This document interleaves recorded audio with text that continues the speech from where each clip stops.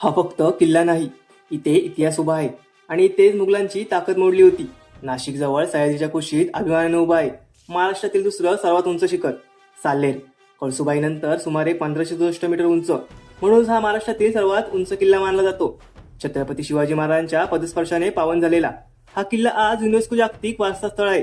इसवी सन 1671-72 मध्ये महाराजांनी साल्हेर जिंकला आणि तेव्हाच खरी परीक्षा सुरू झाली. साल्हेर परत मिळवण्यासाठी मुघलांची प्रचंड फौज चालून आली. लाखोची सैन्य, हत्ती, तोफा आणि त्यांचा सरदार इखलास खान. समोर होते शिवाजी महाराजांचे मावळे, संख्येने कमी पण धैर्याने प्रचंड. रणांगण पेटलं. मुघल फौज लाखाच्या आसपास, मराठी फौज सुमारे 50,000. तरीही महाराजांच्या डावपेचाने मुघलांचा पराभव झाला.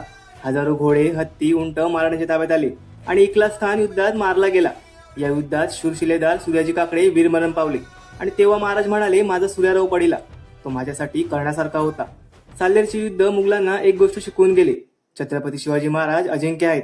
आज साल्हेर शांत आहे, पण त्याच्या दगडात तो इतिहास अजूनही जिवंत आहे. साल्हेर उंचीने नाही तर पराक्रमाने महान आहे.